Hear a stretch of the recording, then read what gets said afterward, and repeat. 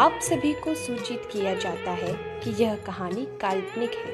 कृपया इसे वास्तविकता से न जोड़ें। ये सिर्फ मनोरंजन की दृष्टि से लिखी हुई कहानी है। इस कहानी का मुख्य कारण केवल हमारे चहेते सितारों के प्रति समर्पण को दर्शाना है। कहानी में लिखे गए किसी भी दृश्य को वास्तविकता से जोड़ने का पाप न करें। कहानी का आनंद लें।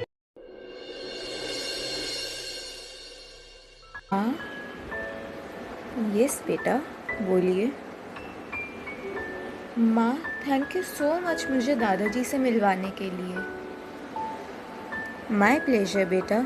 आई होप अब आपको ये रियलाइज़ हो गया होगा कि मैं आपको आपकी पैटर्नल फैमिली से दूर नहीं रखना चाहती, और जब सही समय आ जाएगा तो तुझे भी तेरे डैडी के पास भेज दूँगी।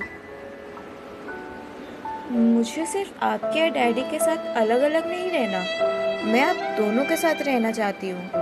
इनफैक्ट आप तीनों के साथ, आप, डैड एंड दादाजी के साथ।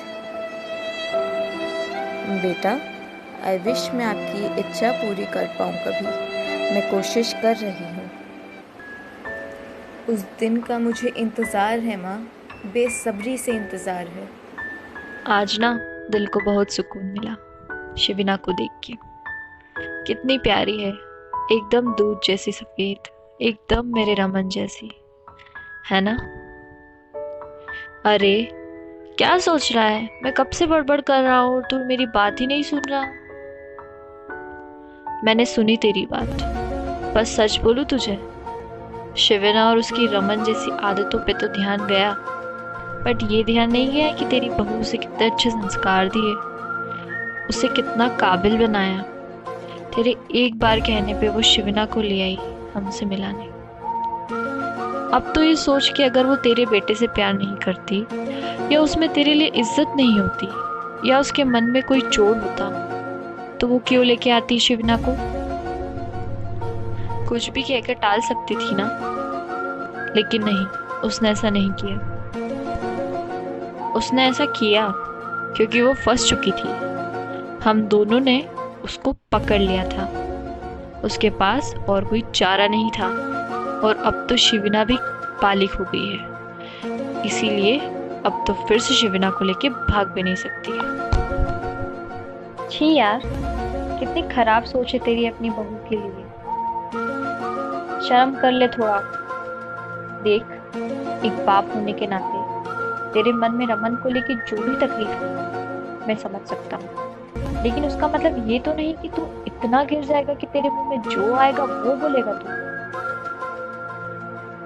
एक बात बोलूं तुझे, जब तू अपनी पोती के साथ टाइम बिता रहा था ना, तो सबसे ज्यादा खुश वो थी, लेकिन उस खुशी में भी कहीं ना कहीं उसके मन में एक शिकन थी।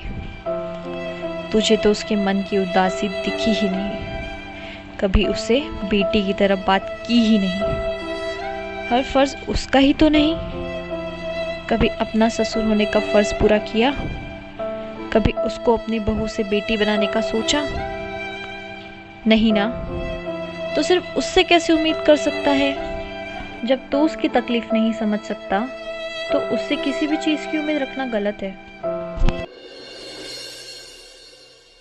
आ गया साला वीरू, बच्चों के सामने नहीं। Hello guys, I am sorry for being late. Penalty भरनी पड़ेगी। तुम्हें पता है तुम्हारे दोस्त को कितनी जोर की भूख लगी थी, and you are 2 hours late. I am so sorry Veeru and Vrinda. Sorry तू रख अपनी पॉकेट में। वृंदा, तुम खाना लगाओ, तब तक मैं इससे डांट खा लेता हूँ। यस, बिल्कुल।